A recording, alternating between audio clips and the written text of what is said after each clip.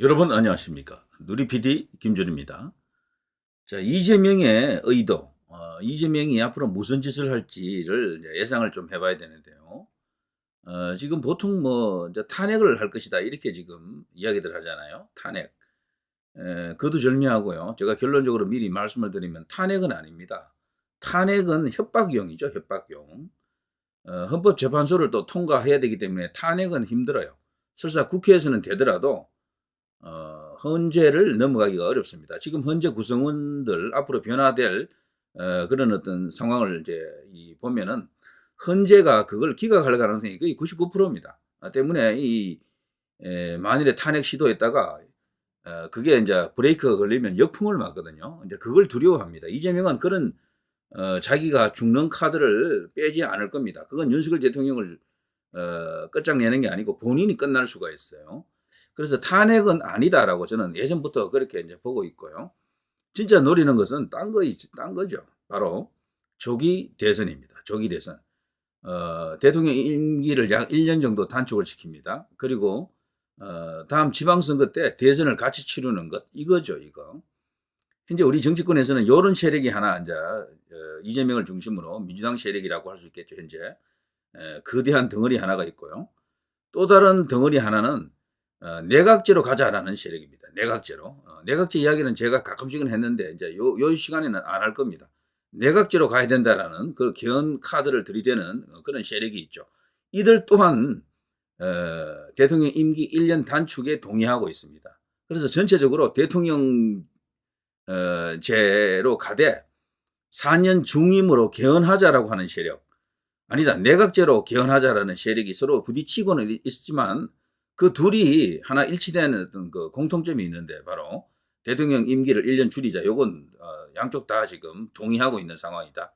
그래서 다음 지방선거 때 그야말로 거대한 선거가 되겠죠. 그렇게 진짜로 그렇게 된다 그러면요. 대통령 선거에다가 지방선거까지 같이 치러지는 그런 전대미문의 대사건이 저들이 과연 성공시킬 수 있는가? 현재로서는 제가 가늠하기 쉽지 않습니다. 여당 상황이 너무도 지금 불안해서 그래요. 108석으로 이걸 지켜야 되는데 진짜 간단치 않거든요. 그야말로 이제 산성에 홀로 서서 저들 100만 대군을 맞이하는 그런 분위기가 됩니다. 지금 뭐 좀 과장했습니다. 산성에 지금 한 10,000명 정도 있는데 지금 몰려오는 것은 한 100만 명 정도 몰려온다라고 보면 되겠죠. 자, 그래도 이길 수가 있습니다. 산성에서 수성을 잘하면은 방어를 할 수가 있겠죠. 그런데 이재명이가요, 좀 놀라운 어떤 뉴스 하나가 나왔던데, 이석연 변호사라고 있습니다. 이석연. 전 법제처장을 했었죠. 이석연을 만난다라고 합니다. 이석연. 여기 보면요. 이재명 윤 대통령 임기 단축 4년 중임제 개헌 칼 빼드나. 자, 이게 이제 위정교사 이제 무죄 선고 받고 나서 발빠르게 움직이고 있는 게 요겁니다. 요거 이제 개헌 카드인데요. 이재명은 오직 저 개헌입니다. 개헌. 대통령 임기를 무조건 단축시키는데 그 단축시키는 방법이 두 개 있거든요. 대통령 스스로 하야시키는 것, 아니면 개헌을 통해서 그냥 강제로 하야시키는 것, 요 두 개가 있습니다. 일설에 의하면 헌법을 바꾼다 그래도 대통령의 임기를 단축시킬 수 없다라고 이제 이렇게 되어 있는데, 그렇지만 또 다른 어떤 주장에 따르면 가능하다라고 또 하는 사람들도 있더라고요. 자, 그거는 일단 논란이 있을 수가 있습니다. 자, 그렇지만 이재명이가 본인이 원하는 것은 어쨌거나 대통령 임기 1년 줄이고, 그때 그 과정에서 무력으로 강제로 하는 것보다도 윤석열 대통령이 동의하에 알아서 이제 내려와 주는 걸 이제 기대하겠죠. 그러면서 딜을 칠 겁니다. 퇴임 후를 내가 보정해 주겠다. 틀 것 하나 손대지 않겠다. 이런 식으로 아마 회유를 할 겁니다. 윤석열 대통령이 무슨 잘못이 있다고, 김건희 여사가 무슨 잘못이 있다고 이렇게 생각하는 사람들도 있겠지만 그렇지 않다라고 보는 사람들도 많아요. 때문에 이제 이재명이가 그런 카드를 갖고 있는 거죠. 그 과정에서 한동훈을 또 적절히 활용합니다. 한동훈 입장에서도 이재명이 필요하거든요. 이재명이 죽어버리면 한동훈의 가치도 사실 없어져요. 그러면은. 그래서 이게 필요악이라는 말이 있죠. 이재명의 맛으로서 한동훈이 또 존재해야 되고, 이런 어떤 서로 간에 밀어주고 당겨주는 그런 사이가 된 겁니다. 필요에 따라서. 나중에는 결국에 이렇게 싸우겠죠.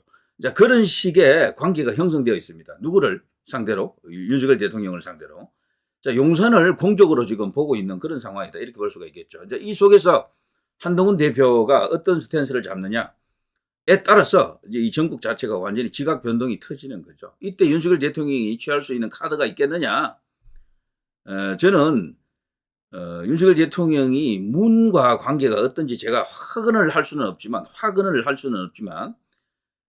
어떤 고리가 있을 것으로 봐요. 솔직히 말해서. 그래서 문이 지금까지 안전했던 것은 한동훈과 관계도 그렇지만 윤석열 대통령과 관계도 저는 나쁘지 않다라고 보거든요. 이 관계는 말은 할 만해야 됩니다. 그래서 문을 움직일 수 있다 그러면요. 윤 대통령도 반격의 카드가 있을 것 같아요.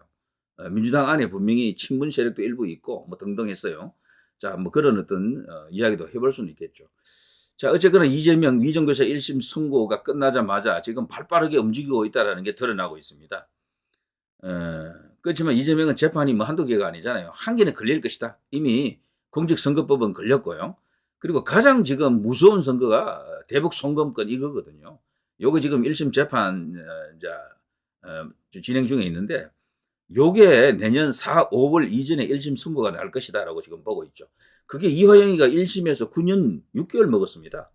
이재명이가 그 연루된 게 이제 정황적으로 지금 어느 정도 입증이 되잖아요. 재판부가 그걸 딱 이렇게 받아들이는 순간 아니 부하가 9년 6개월인데 그러면 그 위에 있는 사람 도지사 같은 경우는 더 무거운 형벌이 내리겠죠. 중형을 언도받겠죠. 최소 징역 10년 이상 나오겠죠. 징역 10년 뭐 이런 사람들에게 법정 구속 해야 됩니까? 하지 말아야 됩니까? 이건 무조건 법정 구속이에요. 그거는. 그래서 이재명이 지금 가장 살떨고 있는 것은 공직선거법이다. 이렇게 공직선거법이 아니고요. 대북 송금권 뇌물죄 이겁니다. 자, 현재요.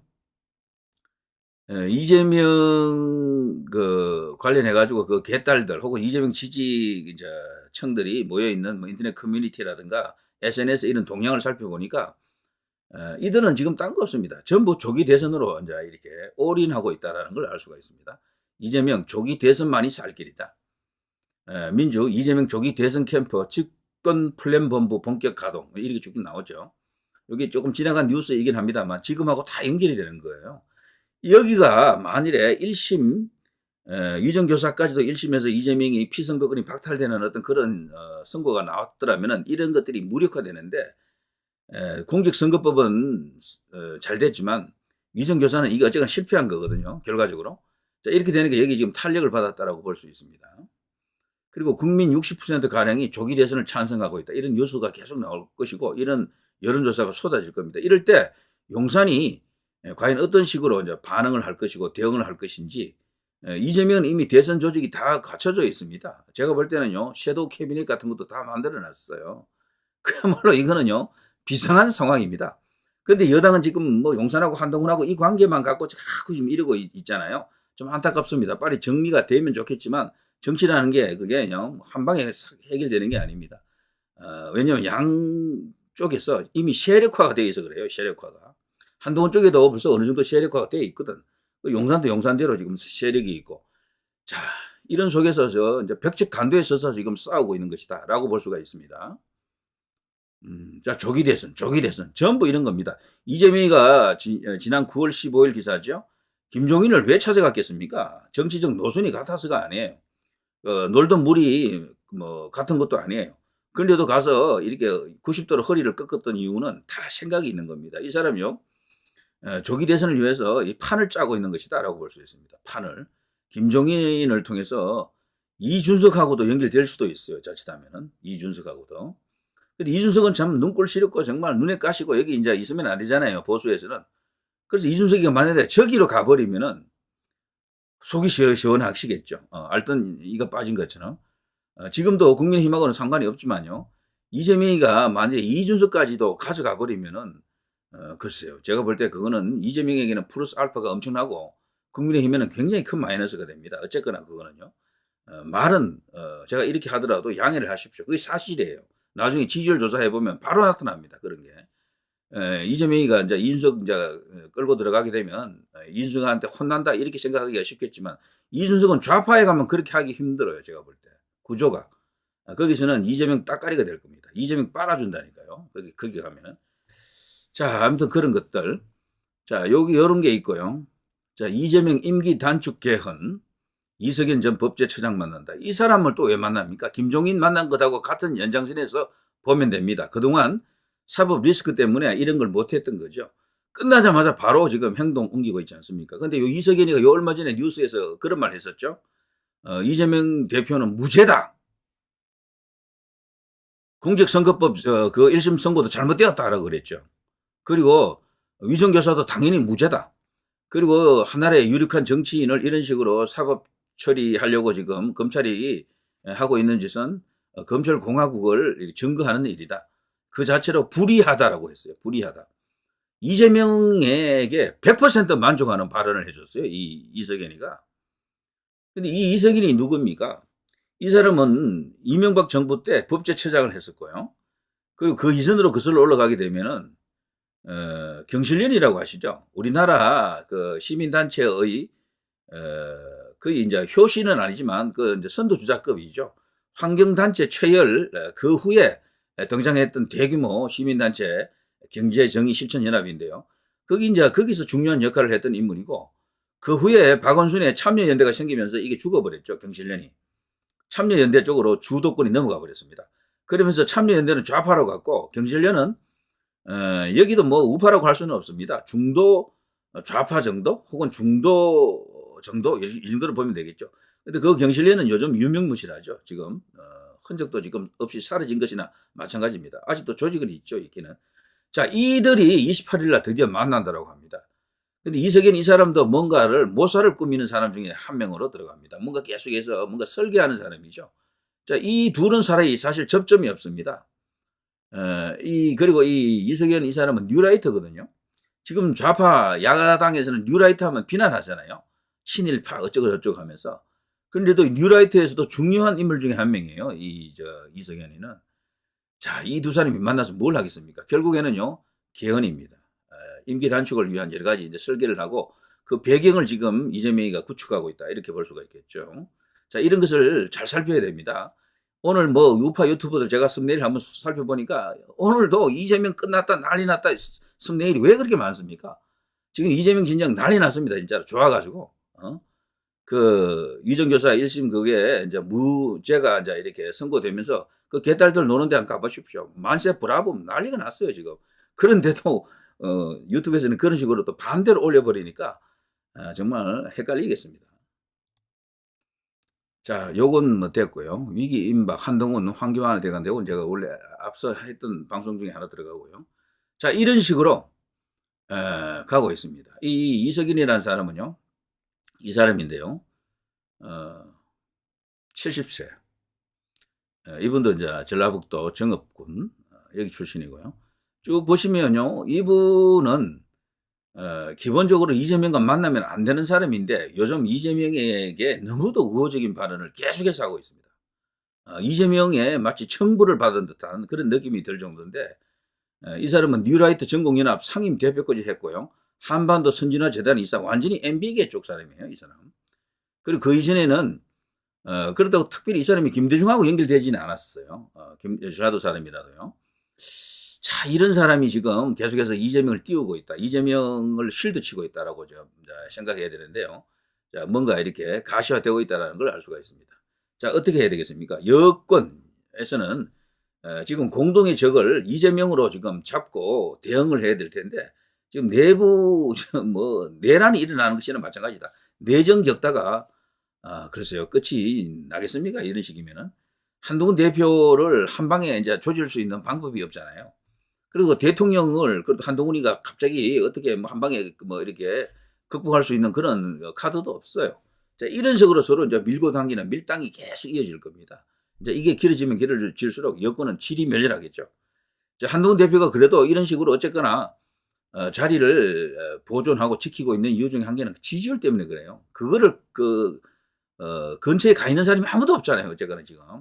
그래서 제가 김문수 얘기를 자주 했지만 김문수 이제 이렇게 띄우자고 하는 사람들, 제 영상 보는 분들은 그 동의하지만, 근데 김문수에 대한 이야기가 사회적으로 없잖아요. 아예 고요하잖아요. 아무도 언급하지 않지 않습니까? 근데 댓글 중에 가끔 이런 게 있더라고요. 김문수 지금 안 띄워도 돼요. 1년 뒤에 띄우면 돼요. 어떻게 띄웁니까? 띄울 수 있는 방법이 없어요. 갑자기 안 뜬다니까요. 정강훈 목사가 김문수 하면 뜰 것 같아요. 어림도 없습니다. 결국에는 꾸준히 주요 미디어에 노출이 되어야 되고요. 여론조사, 차기 주자 여론조사에 이름이 올라와야 되는데 김문수가 없는데 어떻게 띄웁니까? 그게 불가능해요. 그렇다고 윤석열 대통령이 1년 뒤에 김문수를 총리 카드로 딱 해준다는 보장이 있습니까? 그거 거의 극히 희박해요. 그 윤석열 대통령 지지율이 굉장히 높으면 가능할 수도 있어. 막 한 45% 이렇게 나오면은. 근데 그게 쉽지 않잖아요, 솔직히. 윤석열 대통령도 벌써 자기 코가 석자인 거야. 퇴임 후를 걱정할 수밖에 없다고. 이래저래. 그래서 말이죠. 지금 생각은 쉽지만 뭐든지 내 뜻대로 잘 안 됩니다. 사실 김문수 장관이 뜨려고 하면 지난번에 그 국정 논란이 터지고 뭐 박근혜 대통령 이야기가 막 나오고 그럴 때 말이죠. 갤럽에, 한국 갤럽에서 조사해서 5% 가까이 나왔잖아요, 지지율이. 그때 물이 들어온 겁니다. 와 하고 들어올 때 그때 벌써 물을 받았어야 되는데 이미 지금 물이 말라버렸어요, 제가 볼 때. 한국 갤럽에서만 여론조사 몇 분 나왔잖아요. 처음에 4.6%가 나왔는데 그 다음에 2%. 요번에 나온 거 보니까 1%. 다음에는 없을 거예요. 이름이 아예 없습니다, 그러면은. 그럼 김문수라는 사람이 없는 거예요, 대선 주자에는. 그걸 잘 알아야 됩니다. 물은 분명히 들어왔어요, 그때. 근데 그런 물이 또 들어올 수가 있는가? 저는 기회가 거의 없을 것으로 봐요. 왜 그런가 하면은 그때 들어왔던 것은 야권이 김문수를 상대로 싸웠기 때문에 그렇게 됐거든요. 한동훈이 뜬 것하고 똑같아요. 국적 갖고 막 서로 전투를 벌였잖아. 그러니까 김문수로 확 사람들이 이슈 파이팅이 되면서 막 이렇게 몰렸거든. 근데 이제 해보니까 김문수가 뜨거든요. 그리고 김문수라는 사람이 그 잠재력이 엄청납니다. 보면은 이재명을 잡기 위해서 딱 준비된 사람 같아요. 모든 걸 하나하나 이렇게 비교해 보면은. 그런데 이들이 이제 그걸 아는 거야. 그래서 김문수를 부르지도 않아, 이제는. 국회로 오지 마라 그래. 국정감사할 때 김문수 없이, 장관 없이 차관하고 그 밑에 국장들하고 했다니까요. 근데 그런 김문수를 저들이 허용하겠습니까? 또 불러서 그냥 조지고 하겠어요? 아예 상종을 안 한다니까요. 그럼 김문수는 이름 자체가 안 올라와요. 그러면 못 띄우는 거지, 이렇게 되면은. 그러니까 물 들어올 때 노져라는 이야기가 그게 틀린 이야기가 아니잖아요. 자, 아무튼 이재명이가 지금 김종인도 만나고 거기다가 지금 이석연도 만나고 조만간 저는 이준석을 또 만날 가능성도 있다라고 봅니다. 이준석도 지금 위기죠, 명태균 때문에. 그래서 이준석도 되는 쪽에 아마 손을 잡아야 될 겁니다. 근데 이준석 본인은 어쨌거나 보수 안에서 뭘 해보려고 하는데 지금 정치적으로 잘못하면 이 감옥 들어가게 생겼거든. 그래서 아무튼 동아줄 하나 잡아야 돼. 그래서 이재명이가 어쨌거나 그 동아줄이다 싶으면 거기로 갈 수도 있어요. 이 보니까 지금. 근데 그건 확언하기 하기가 아직은 조금 이릅니다. 조금 더 두고 봐야 되고요. 자, 아무튼 이재명의 저 노림수 의도 이것을 분명히 알고 말이죠. 저기에 대응할 수 있는 체제가 여권 보수 안에 갖춰져야 되는데 전부 제각각 제 목소리가 다 다르다니까. 지금도 윤석열 대통령만 하는 사람들이 조금 있고 한동훈만 하는 사람들이 좀 있고 그 밖에 길길이 다 이렇게 뿔뿔이 쪼개져 있어요, 지금. 그리고 그거를 하나로 이렇게 확 이게 당길 수 있는 어떤 그런 세력도 없고 힘도 없는 것 같습니다. 유튜브 자체도 뭐 전부 뭐 그런 식으로 다 되어 있어요. 지금도 뭐 보면은 맥을 짚고 어떤 방향을 유도하는 그런 게 거의 없어요. 그냥 이재명 끝났다, 문재인 끝났다, 조국 끝났다만 계속 하고 있으면은 답이 없습니다, 이러면은. 자, 누리 PD 김준혜였습니다.